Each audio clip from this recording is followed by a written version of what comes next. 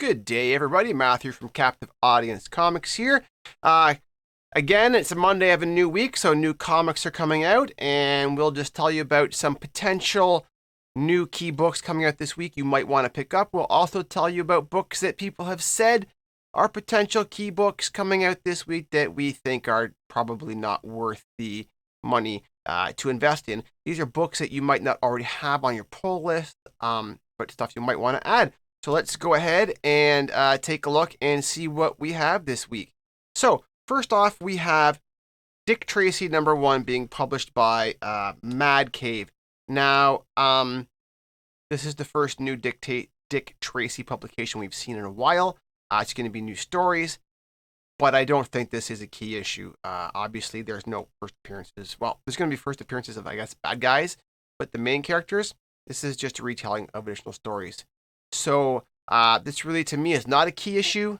It could be a cool thing to have. I don't imagine it's going to have any longevity of extra value in the marketplace. But if that's the kind of thing that you like, obviously you're going to want to pick that up. Secondly, now, this is Harley Quinn #39. It's listed as a potential key issue. In our opinion, should not be on this list. It's only listed because it's a variant. Well, there's lots of variants. Now, what they might be saying is, it's not a key issue, but this could be a variant that people might be interested in and would like to get. Okay, I get that people could think it's a cool cover. That cool cover does not make it a key issue. It could be a cool cover, an iconic cover, but not a key issue. This, by the way, is the 1 in 50. It's not going to be cheap if you can find one. I suppose if you can find one for under $20, then it's probably worth picking up. I would not pay. I mean, personally, I don't like the cover. I wouldn't pay cover price for that cover. But if that's your jam, then obviously go for it. But I would not pay a lot of extra money for that cover by Mindy Lee. Next book on my list. Hold on, and my files are out of order. Interesting. Okay, sorry, we don't have the image for it, so I'll just tell you about it.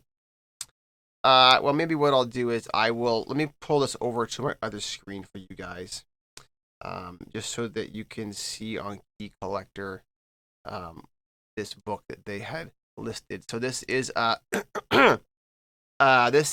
Power Girl #8. Okay, they have this listed as a potential key because it's a Brainiac tie-in. Being a tie-in in a storyline does not make a key issue as far as I'm concerned. So to me, that is not a key issue. Just because it's a story tie-in. If that was the case, then you could argue that every comic would be a key issue because it's all part of one story or another. And obviously, look at that, it is here. Okay. So, in our opinion, not a key issue. It's just part of a storyline. If you're following the storyline, fine.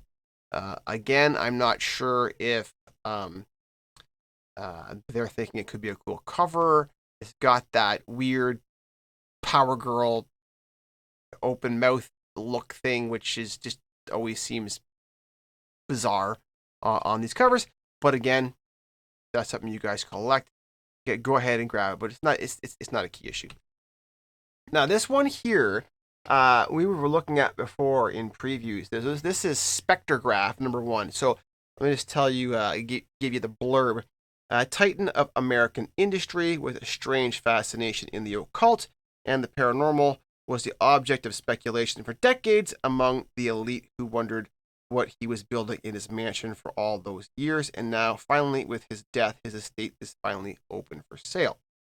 Now, the interesting thing about this is that blurb reminds me of 13 Ghosts, which is an old horror movie about an eccentric billionaire who had a obsession with the occult and was building stuff in his mansion, and no one found out about it until he was he died. Now, he didn't die, and it was this whole, thing, and the story, spoilers for a movie that was, it's 25 years old, but the blurb is almost identical.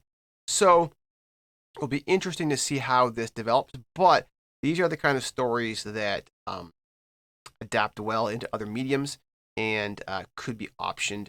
And it's a cool cover. So this is one I think you should pick up if it's not on your list. Next, again, I wouldn't consider this a key issue. I would consider this an issue, I don't know what you would call it, of consequence. This is the final issue in the current Ninja Turtles run. So first issues and final issues tend to be very popular long term, especially if at the last issue they wrap up a bunch of storylines. There's usually issues with characters leaving or something happens to characters, which could make it a key issue. But just being issue 150, in my opinion, doesn't make it a key issue.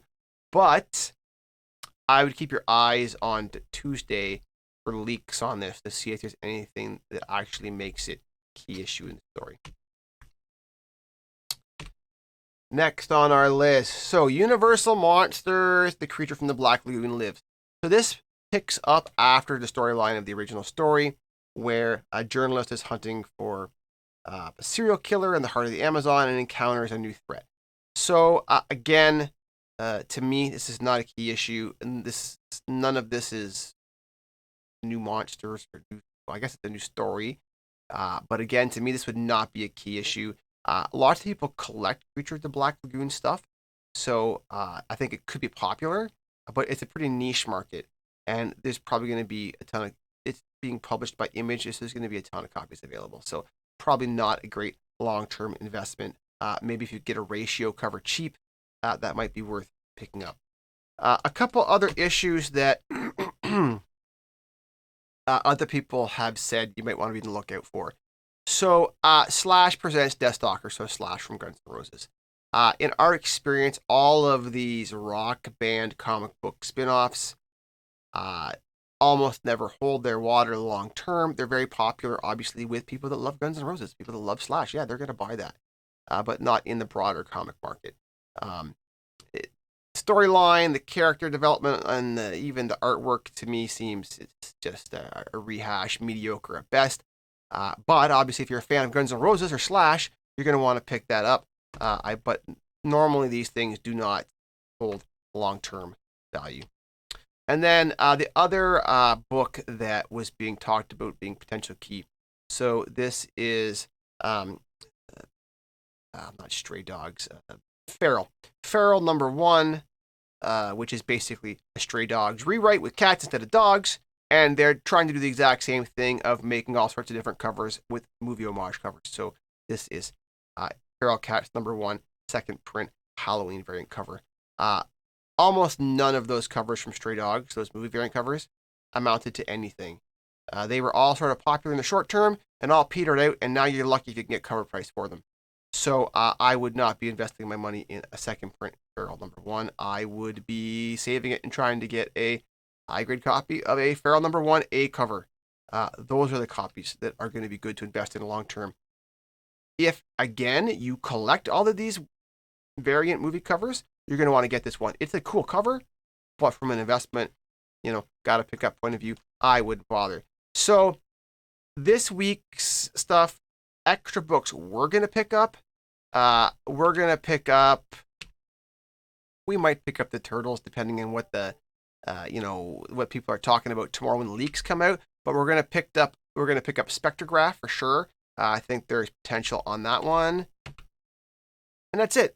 The rest of these, in our opinion, either aren't key issues or aren't worth bothering to spend your money on. So the cheap week, guys. If you've got an issue you think is great that everyone missed, that potentially is going to change a character storyline or introduce something that everyone's going to want, then let us know in the comments, and please like and follow so we can make more stuff for you. Have a great day, guys. Ciao.